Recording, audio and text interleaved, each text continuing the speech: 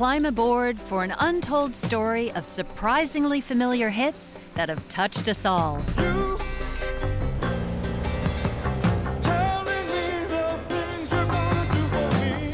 From the mid-70s to the mid-80s, the soundtrack of America sailed out of sun-drenched Southern California. This millionaire's make-out music summed up the romance of escape and came to be known as yacht rock. Elite studio bands like the Doobie Brothers, Steely Dan, and Toto fused the smoothest R&B with lyrics about longing, aspiration, and melancholy to create polished pop that sold in the millions. In its day, this music never had a name, but in the 21st century, in a nod to its finely crafted nature, it's come to be known as yacht rock. What is and what isn't yacht rock is a source of much debate, but this is my take. What is yacht rock? That's a new label. For us, it was just going to work that day. Because we don't have a yacht, we should. I first heard the term yacht rock probably around 2010, and it was a real aha moment because before then it never occurred to me that this seemingly disparate bunch of music could be lumped together into one grouping, and once I'd heard it identified as yacht rock, I was on board. We began in the mid-70s when the sound of yacht rock was a soothing balm for an America on a bummer trip. Lingering conflicts abroad and political mischief at home meant it was a time of inner contemplation. I think people very much turned inward after decades of outward looking at society, trying to think about how to improve society. They started focusing on improving themselves. And now we move on to the early 80s and a sense of renewed optimism in America.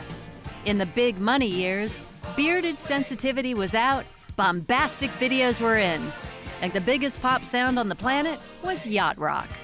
We looked at MTV as a great way of promoting ourselves. We didn't look at making videos as an artistic expression. We were musicians for over 10 years before that. I think we saw MTV as just a great promotional tool.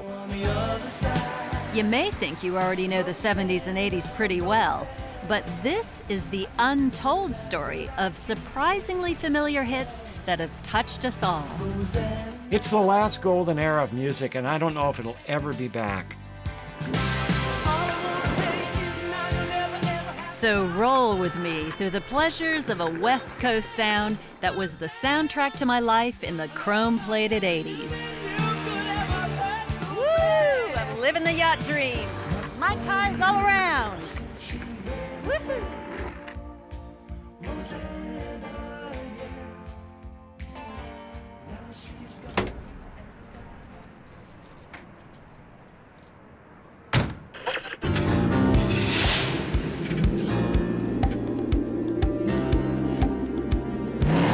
I know, you're probably wondering what the heck yacht rock is. Well, let me get you right in the zone with one of my all-time faves, best enjoyed with the top down and that California breeze in your hair. Ride Like the Wind by Christopher Cross is a yacht rock track that everyone can get behind.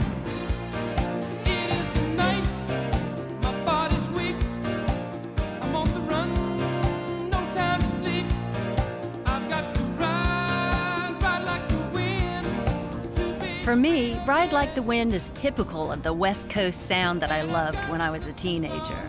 It's so yearning, burning, it's all about escape.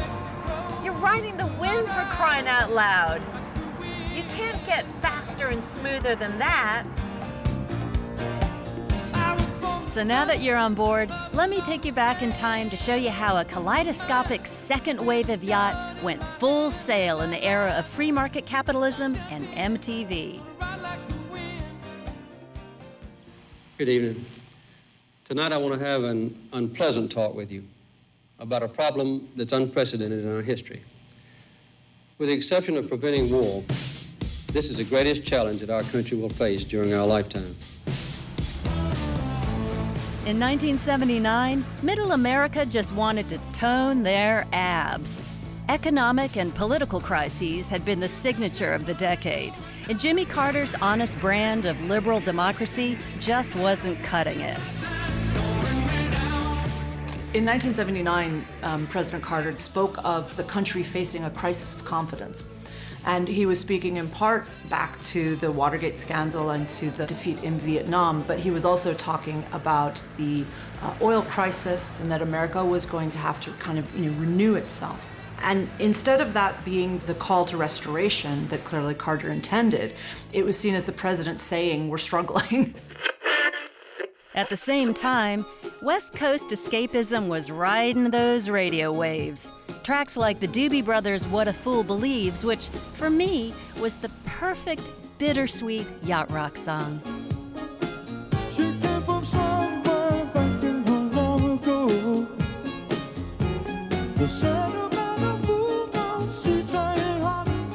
It was a huge #1 hit in 1979, and I adored it. But at this point in my life, I was also falling in love with an East Coast alternative. That was my little Toyota Celica that I would make the 20-mile drive into Washington, D.C. Even though I was heading out to a punk rock show or a new wave show or a go-go show, I had my radio turned to the R&B stations and to the pop stations. I was getting amped up to pogo by listening to Yacht.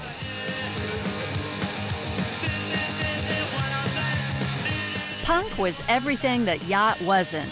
Youthful, bratty bands like the Ramones brought a sense of rebellion and challenge.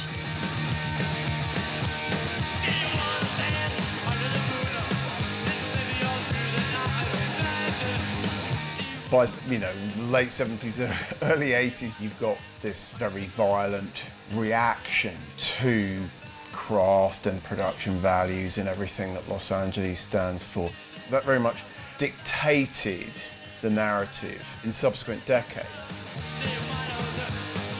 In America, punk rock was an expression of boredom and a reaction against conformity.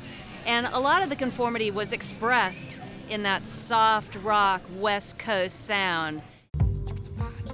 If you were a punk rocker, you hated yacht rock.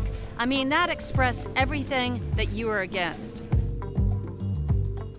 Of course, punk was exciting, but it didn't translate to the mainstream. There have been times in my life I've been wondering why. They were still buying top 20 hits like Kenny Loggins' fantastic ode to his ill father, This Is It. Now I'm not so sure you're waiting here. Kenny Loggins is one of the most sensitive, kind of poetic songwriters of the 70s. You listen to his early albums, Keep the Fire, Night Watch. They're full of these like heady, poetic, sensitive songs with like really obtuse lyrics that you can't quite decode.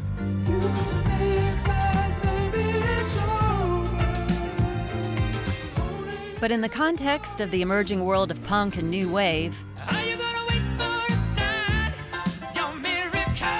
31-year-old Loggins was seen as old school.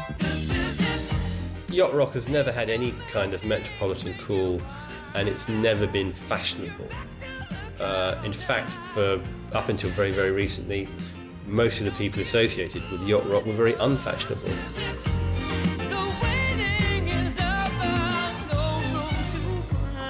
Maybe the Hawaiian shirt and the beard in 1978, you just looked like some guy compared to how the punks looked. So there wasn't the sort of fashion magazine element for these guys. You can look at photographs of lots of people who are ostensibly producing yacht rock and think that they're not particularly cool, but that's not the point. Music doesn't have to be cool in order for you to like it. Ladies and gentlemen, Mr. Robbie Dupree.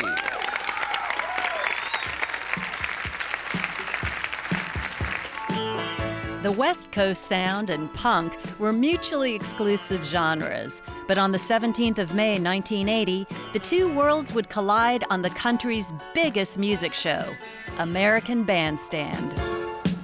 Come on and hold me.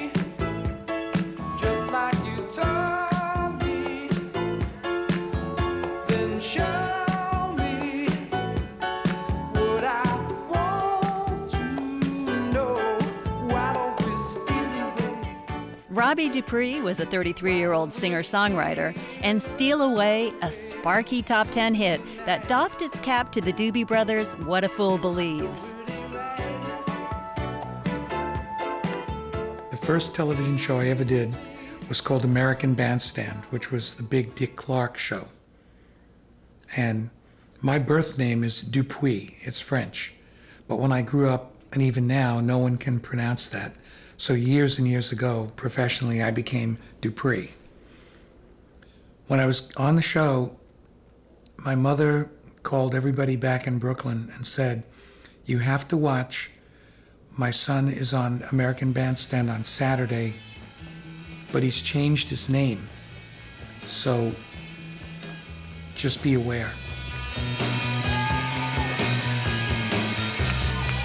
So the first act on the show was Johnny Rotten, who spit in the camera and went insane. And all the people were calling my mother saying, "Is that Bobby?" As a teenager, I loved Robbie Dupree, but I also loved Public Image Limited.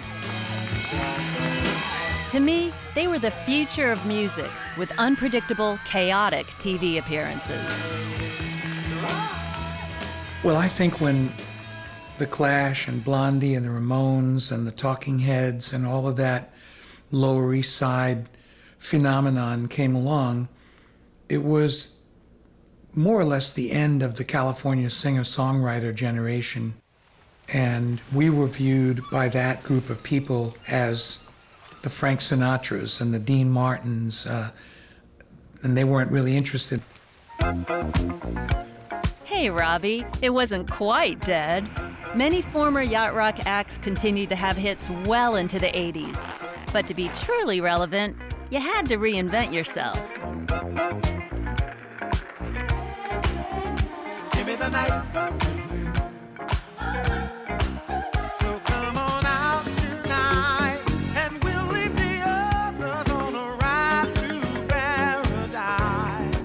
By the time yacht rock sailed into the late 70s, it was pretty well established as the work of sensitive white guys aping that quiet storm, mellow R&B sound.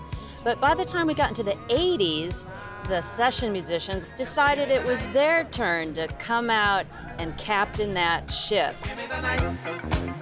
This may be a bit of a leap, but I'm not alone in putting George Benson into the mix. Give Me the Night was the song that soundtracked my long drives into the punk rock nightclub in Washington, D.C. from suburban Virginia. I mean, there was just something about how it was so sensual, and yet there was this momentum, this drive. It was escapist, but also had a little soulful sexiness. Give me the night. George Benson was originally a jazz guitarist from Pittsburgh, and Give Me the Night his breakthrough pop hit. But what made his songs yacht was the cabal of LA musicians who worked on them. There's a whole yacht soul genre, which like Blue-Eyed Soul is white guys who sing soul. Yacht soul is sort of black artists who sing yacht rock. It does have more of an R&B feel as well. When you listen to the black artists of the day, you do hear that R&B stuff that you'd expect with the sort of the solid groove throughout and like very romantic lyrics, things like that. And then there's a few artists that dip into yachtiness every now and then with those complex arrangements.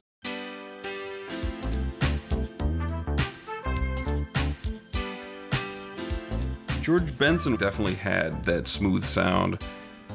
Give Me the Night is great. But one of his yachtiest songs is Turn Your Love Around, which was written by Jay Graydon and Steve Lukather, the guitar player from Toto. But you just don't understand. Girl, you've been charging by the hour. I had 4 days to come up with a tune for the George Benson collection album. For 2 days, I have nothing. And I mean, I'm sitting at the piano every night and nothing. I've got nothing. And I was sitting on the can, just, getting it together, man, on literally popping a deuce. Bam! Da da da da da boom bum bum da da da da da da da. Got the melody, the bass line, the chords. I get off the can as fast as I can. I run in here over to the piano, put the cassette on. I play the changes, the bass line, and the melody. I've got the chorus. I mean, it's nailed. And I'm going, whoa, this is great. Turn your love around. Don't you turn me down. Hey, man. Hey, I gotta take a shit, man. Hey, come on. I like that riff, man. Hey, I'll be right back. He goes to the bathroom, takes off all of his clothes, as he always does when he takes a shit. And he comes back into the room, and I'm playing the opening riff to the piano, which I had. That was my riff.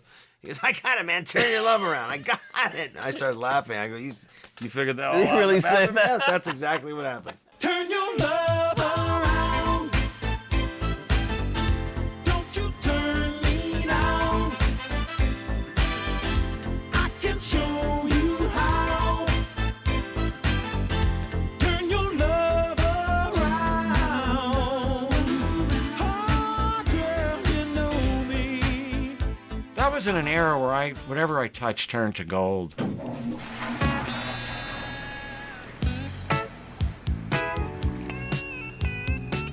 In 1980, it wasn't just the sound of yacht rock that was undergoing a reinvention. On the 4th of November, a populace tired of President Jimmy Carter went to the polls.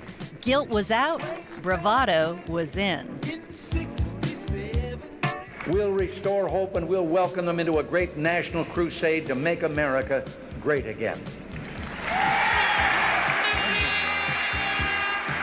Reagan really restored America's sense of self-confidence. I mean, if Carter said the nation was having a crisis of confidence, then, Reagan came in and gave it this big confidence boost, and he was the kind of cheerleader for America.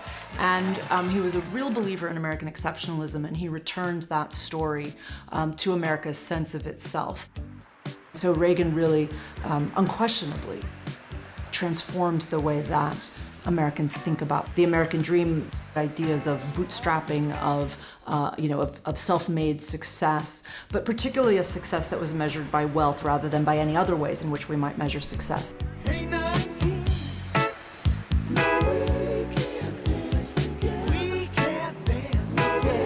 Reagan brought about a whole new ethos, which was about virility, about power, about bombast, and about success. And while Carter was actually probably more honest and truthful and telling it like it was, people didn't want to hear the truth as it was. They wanted to be fed, shall we say, a little bit of a Hollywood version of events. So that's what Reagan brought on board. Reagan floated his election win on promises of less government and regulation and more power to private business. Reaganomics, as it was known, brought a can-do, enterprising attitude. And you could even feel it in the music business.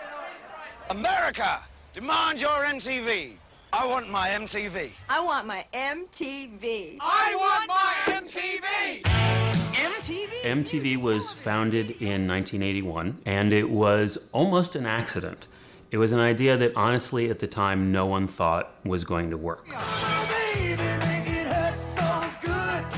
Premise was there was a small number of music videos that existed, so let's try to find something to do with the content.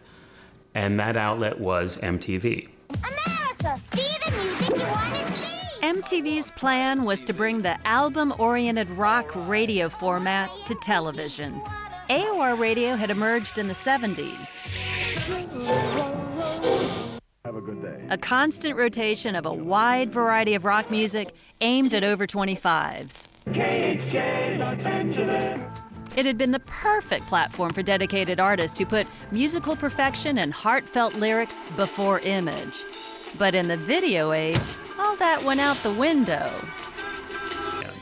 Duran Duran, Spandau Ballet, Adamant. And they don't have any dignity.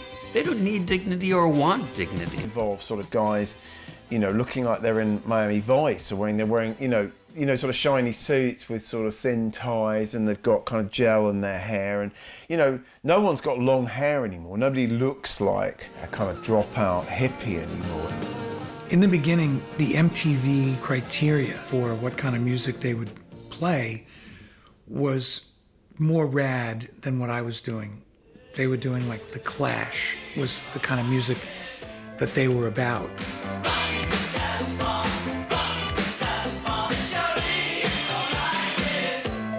The complete opposite of like what a song like Steal Away or Hot Rod Hearts or Brooklyn Girls was about.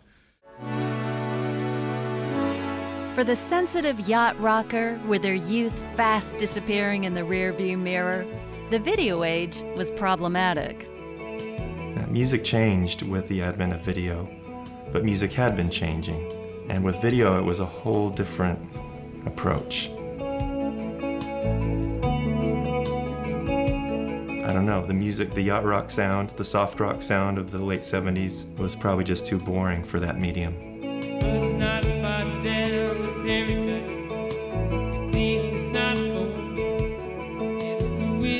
They weren't going to be able to compete with the likes of Duran Duran or most of the sort of pop things. And actually look at a lot of the videos that these bands made at the time. They're quite awkward. They're not, it doesn't naturally translate.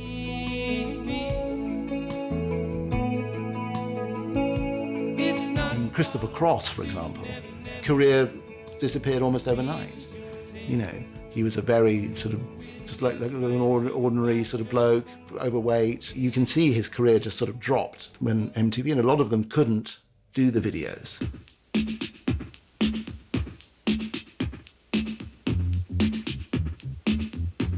Where could yacht rock go? One pair of smooth movers sailed straight out of 70s soul, cut their hair, put on sharp suits, and made the 80s their own.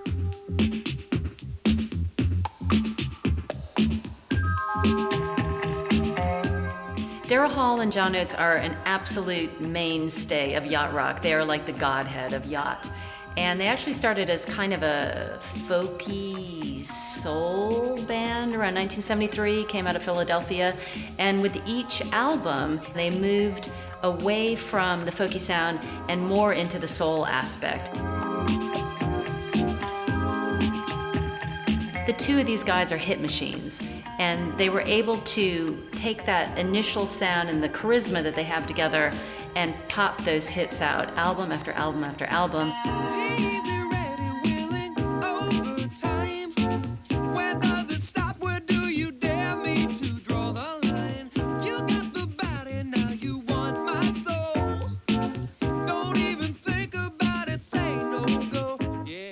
Hall & Oates' success was moving with the times. They'd been dabbling with synth since 1973, and their foray into electronic soul in the 80s would make them the best-selling duo in history.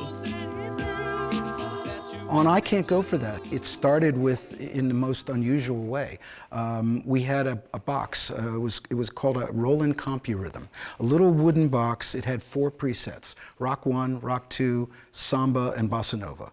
And it had a rotary dial where you could dial the tempo. And it didn't tell you how fast you were playing. You just turned it until it sounded right. And it used to sit mostly on Daryl's piano. We had finished recording, and everyone had gone except Daryl, myself, and the engineer. And Daryl had this idea in his head. He walked out to his little keyboard. He had the CompuRhythm. He hit 1. And whatever tempo it was set on was what he started playing to. And he began to play his left hand, which is the signature bass line of boom, ba-dum, boom, boom, boom, boom, boom, boom, ba-dum. And that was it.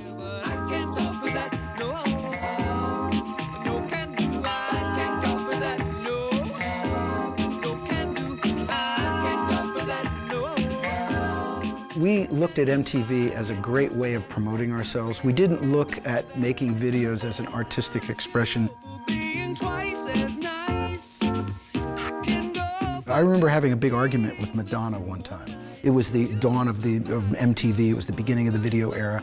And of course she said, oh, this is the new wave. This is what's happening. This is the future. And I turned around and I said, I never wanted to be an actor. I could care less about videos. And she started yelling at me and telling me I was old-fashioned, and she was right. We were musicians for over 10 years before that, and I think we saw MTV as just a great promotional tool. Here's the problem, Doctor. It's this new album. I wrote a song about a girl. I made her up. It was only a song, but I can't get her out of my mind. And every time I think of her, I picture her with the other guys, never with me. She's driving me nuts, but she's so beautiful. You should have seen by the look in my eyes, baby. There was some. Within a year of its inception, MTV subscriber base hit 3 million. But what was driving this early success wasn't the luxury sounds of Yacht. It was AOR, album-oriented rock, positive music in step with the times. But you never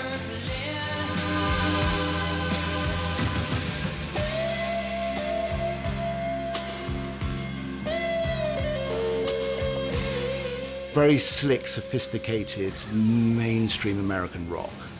Say in 1981, you had REO Speedwagon, Styx, Journey, Foreigner, all released the biggest albums of that year. I mean, it was totally dominant.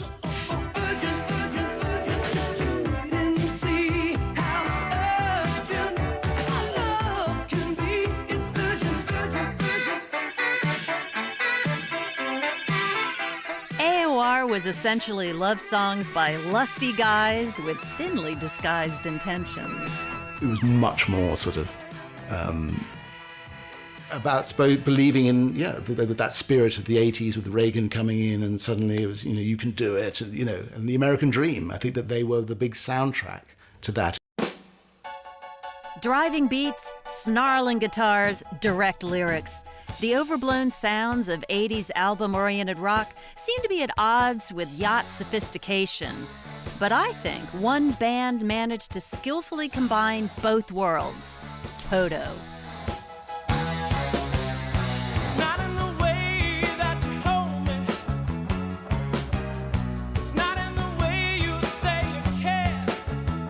They sort of bridged the gap, if there is a gap, between AOR and yacht rock, really, I think. In that you could take them on the same terms as you took a band like Journey, but they were absolutely entwined with that LA studio sensibility. They were the top players, essentially, at that moment on the LA studio scene. They were the cream of the crop, the best of the best. When you hear Hold the Line, all you think is the chorus. Hold the line, ba-da-da-da, love isn't always on time. That's really rocking. That doesn't sound yacht rock. When you go back and you listen to the whole song, the verses, they bounce along. Ba-da-da-da. I don't know, it bounces nicely, and then the thing that holds it all together is Bobby Kimball's voice.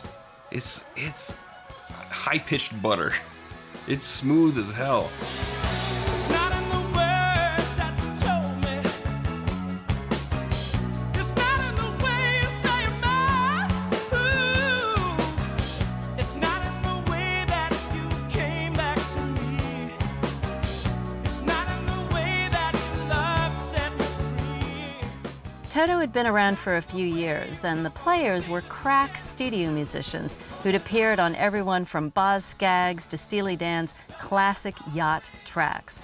But it wasn't until 1982's Toto 4 that they hit the big time with Yacht on steroids.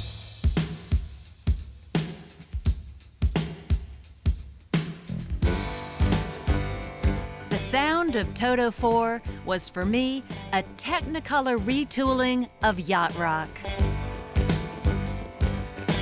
All I wanna do when I wake up in the morning is see you light.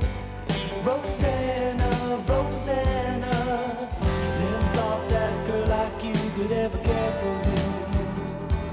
Rosanna.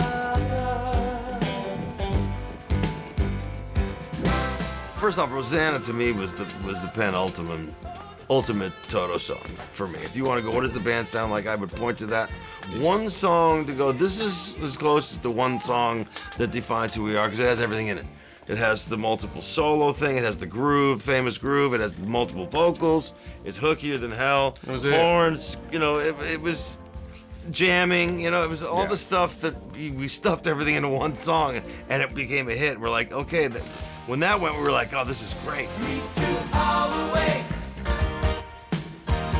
They had this undercurrent of an R&B group, even playing rock and roll.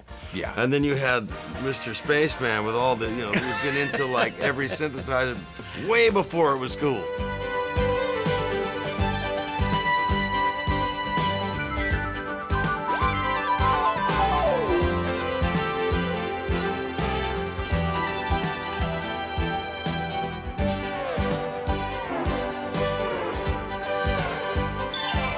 I brought the rock and roll edge, you know, I put the teeth in some of this stuff, you know. Crank up the amp, play the riff with the bass.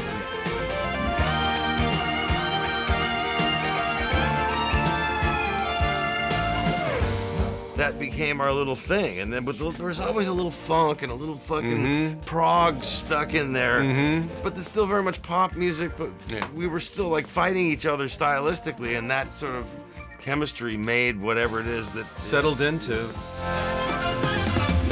So this next record was in very high rotation at the Otter home when I was growing up. So I've always had a fond place in my heart. Plus, it has two of the greatest songs ever, Rosanna, and of course... They weren't playing videos by black artists. MTV's response was twofold. One was, well, we don't have very many videos by black artists. And number two, black artists don't fit our format. The way that conflict ends really is with Michael Jackson and Thriller.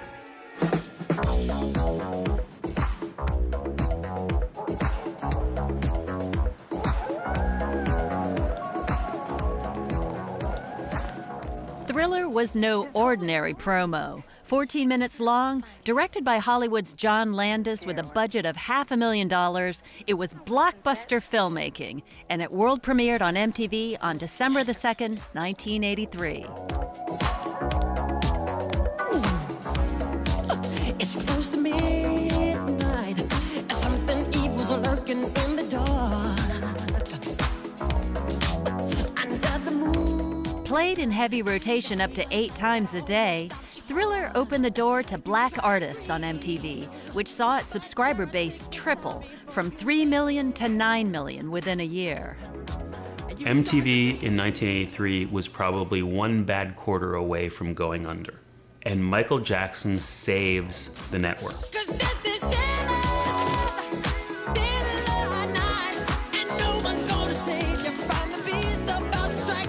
The landmark video helped sell over 30 million copies of the album and propelled Jackson to superstardom. This much is well known, but what follows isn't. So this is an important one. Everybody has it.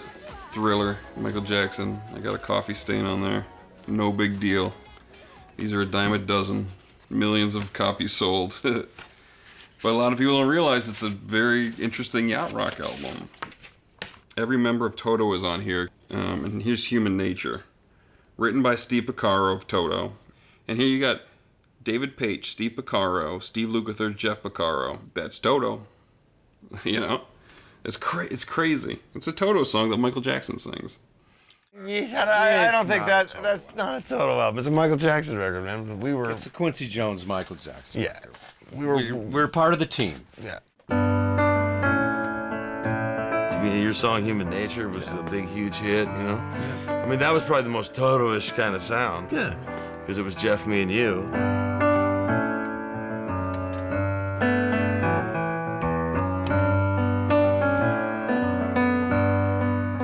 Human Nature was written. I just met with my daughter Heather, and she was upset because of some stuff that went down at school, and I was just inspired and went down to the studio, and the guys were mixing Africa. We had one last song to mix on Toto 4, and I went out into the studio and just inspired. My daughter had been asking me why she'd been bullied, and that was ringing in my head, and I sat down at the piano, and right away the first chords that just came to me when I started playing was this.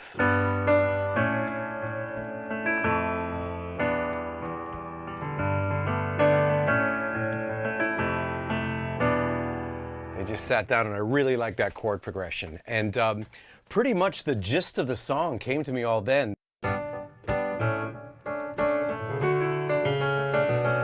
You know, and I right away it was, you know, when she says why, I'll tell her that it's human nature.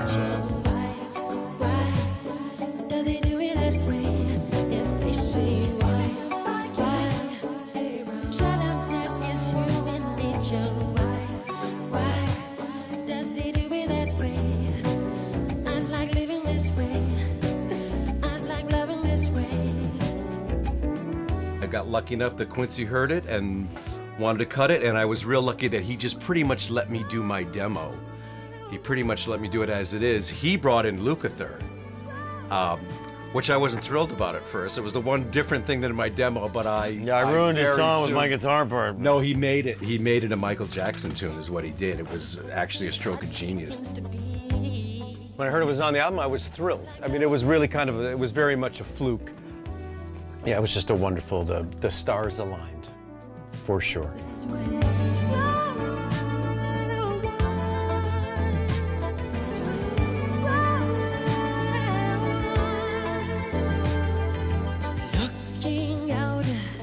This is one of the apexes of yacht rock. This is where everything was firing on all cylinders. Like, obviously one of the greatest albums of all time. Toto was at the creative thing.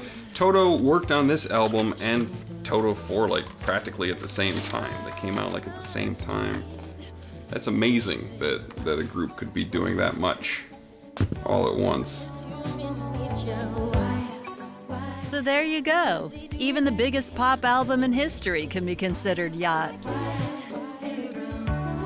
Jackson's MTV success also represented the start of a new age where African American artists could cross over to a wider audience. Someone that I still love and listen to on a regular basis is Mr. Jeffrey Osborne. Very, very smooth. This needs to be put in a high rotation in everybody's home. Another month, you are on my mind, taking up my time throughout the day. I try control images I see, always you with me, it's in my dreams. You give me faith, love I can't explain. Now I think Jeffrey Osborne is yacht in the same smooth soul mode as Hall & Oates and George Benson. Crucially, Stay With Me became a hit in 1983 simply because he was able to cross over from the black charts to mainstream success on MTV.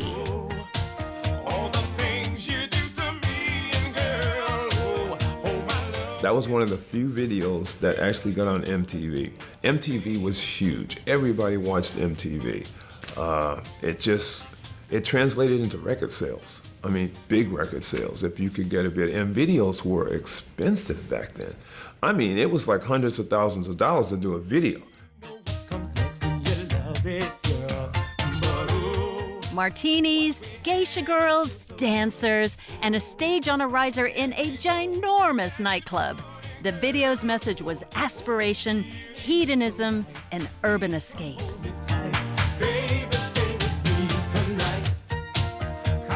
Yeah, it was an interesting video.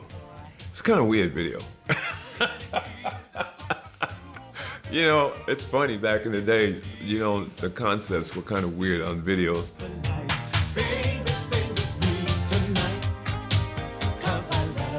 I love the styling on this too because, again, this is the 80s, and I believe in the video he's wearing like a mock turtleneck, which of course if you're a smooth operator like Jeffrey Osborne, you have to wear if you're gonna go out looking for love and the chicks. And the clothes that I was wearing, oh my God, they were like, wow, I bought those clothes in New York, down in But they were happening at the time. Those clothes were like what was in at the time. But when I look back at it, it cracks me up to see the style. The rise of the music video was symptomatic of a new technological age that was starting to creep into all aspects of life. 1984 saw the launch of the original Apple Macintosh with an Orwell-inspired advert directed by Ridley Scott. We shall prevail. On January 24th, Apple Computer will introduce Macintosh. And you'll see why 1984 won't be like 1984. The technological age would change the sound of yacht rock forever. Now, you might think this is a stretch, but I hear the gentle electronic sheen of Drive by the Cars as pure yacht. Who's gonna tell you when it's too late?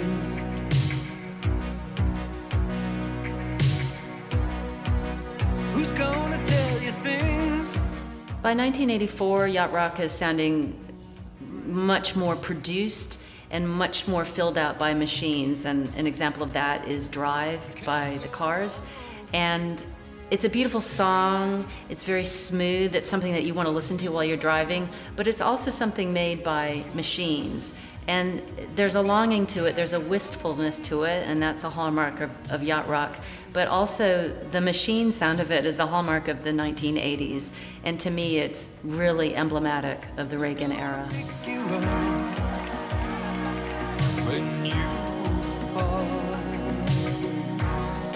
America was entering a big money era that it would never leave. It was all about the power of the market. Total sales in the record industry rose from $3.7 billion in 1983 to a record of $4.6 billion by '86. Yacht rock in its many forms had one thing in common: soul. But in the mid-'80s, that began to slip away. Who's gonna plug their ears when you scream? The music lost its individuality and actually became a little more formulaic, and I think that was because of the fact that synthesizers and drum machines were coming into play. And it became stamped with a certain amount of conformity and conservatism. And of course, by the time Reagan became entrenched in the American way, yacht was in lockstep with that.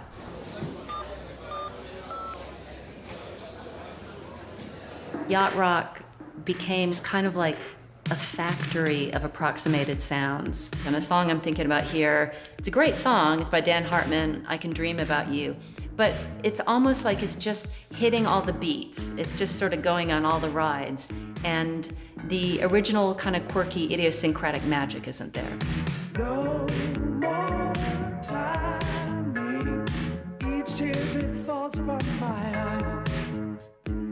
I'm not hiding the remedy to cure this old heart of mine. I can dream about you if I can't hold it. I think by the time the 80s rolled around, there was a sense that yacht was considered very conservative, very corporate music. So it had gone from being something that was celebratory and fun times and barbecue and days at the beach and very social and inclusive to seeming like it was contrived and it was formulaic. It seemed like it was just a collection of beats that were being linked together. And people got a little bored with it. They don't really know how comfortable they feel with that. So the sun set on the classic era of yacht from 76 to 86, but it never really went away. It never left the airwaves. I don't think yacht rock was killed off because it didn't exist. We're only sort of framing these records as part of something that we invented called yacht rock. While it may not have existed at the time, unlike other genres, I can actually pinpoint when yacht rock was coined, and it's quite a colorful story. Fast forward to 2005, when a bunch of YouTubers created sketches satirizing fictitious beefs between Californian musicians of the 70s and 80s, and they called it yacht rock. Yeah, let's go get a book. I think a lot of people look at it, and because they're watching this thing and they're laughing because it's funny, they think that we're making fun of the music. And that's not true at all. That's what a fool believes, Kenny. That's what a fool believes. Music is treated very lovingly. It's the songwriting process that we make fun of. It's creatives being in peril because they're having a hard time writing a song. It started with the bad YouTube thing. this guy Hollywood Steve. Yeah, or something. yeah, Yacht We Rock. found out about it because of him, Yeah. because he used to go out with Rosanna. See, he's the guy that went out with Rosanna Arquette. Mhm. And this guy had a thing about it, and he made a whole video making fun of us and making fun of you, especially, because I guess this guy had a thing for Rosanna. He was pissed off that you got her and not him or something. I swear, and I'm not even joking, that I had the best time with you today, Rosanna. What? Your band should write a song about You me. fucking will, I swear. I'm serious. I'm really good at acting, and my chi is so balanced. And it was just a I think it was kitschy- just a comedy thing. It was a comedy Yeah, thing. no, It- those it- guys started off as they were a bunch of guys that had realized growing up they'd seen a lot of the same names on their parents' record collection. Jimmy, looks like you've inspired them to set sail on a voyage straight to the top of the charts.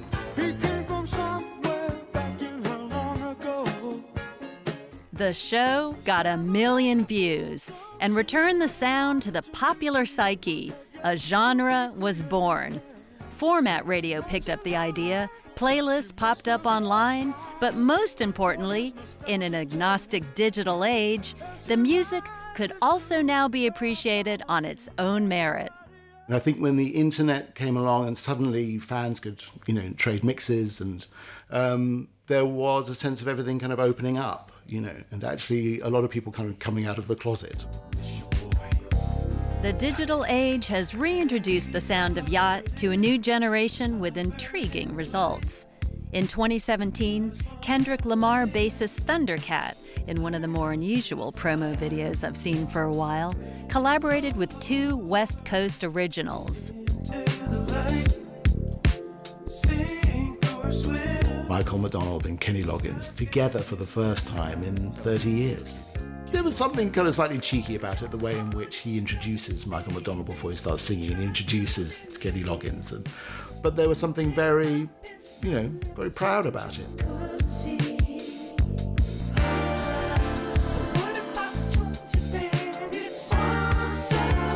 The first time I heard it, I was like, this is a gimmick. I'm not interested in it. Oh, Kenny Loggins and Michael McDonald, congratulations, you got them together. But the song uses the 2 of those guys so well.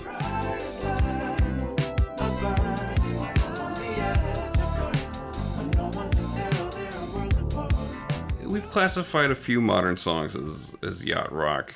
They usually don't score super high, but Young Gun Silver Fox has some stuff that'll be yacht rock.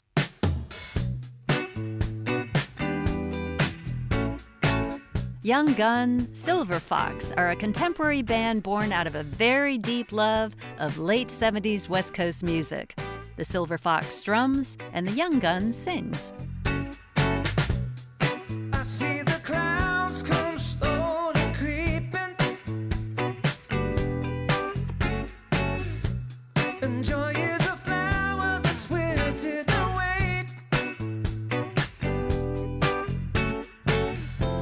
Now there's only reasons to fight. There's a figure in West Coast music that we've kind of acknowledged. The Doobies bounce. Yeah, that. And that's in quite a lot of records, that's in the kind of Steal Away piano What a Fool thing. Believes, What yeah. a Fool Believes. I mean, Christopher Cross, Ride Like the Wind.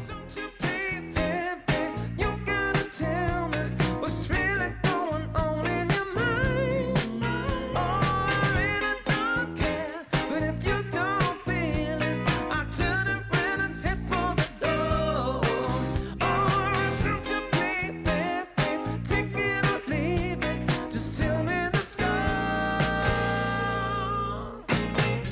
What do you guys have names for now? Whatever, West Coast, yacht rock, which we're very amused by. Because we don't have a yacht, and we should. Since we play it on every single one Well, of just them. that West Coast thing that emerged. But what was that? It was just us sitting in a room. It was not like we had a magic lamp that we touched and we all put our hands on it and became West Coast. We live in the West Coast.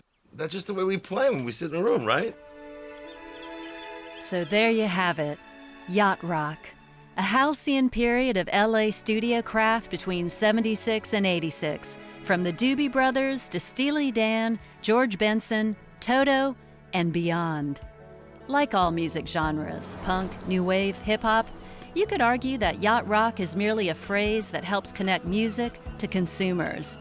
But you can't deny that the music shares a sense of longing, escape, and something more. It's more than a genre. Yacht is a feeling, a very special one. Well, it's not far down to paradise. At least it's not foaming.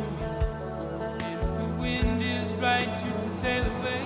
Just look at this scene. The setting sun, my own personal yacht. This is the feeling that a perfect yacht song will give you. You let the music just wash over you. You climb inside that story and that scenario. And you're here in your own personal slice of paradise. Find the joy of innocence again. Oh, the candles can do miracles. You know, no matter how you cut it, it's the last golden era of music for a long time, the way I see it. There's your end right there. Say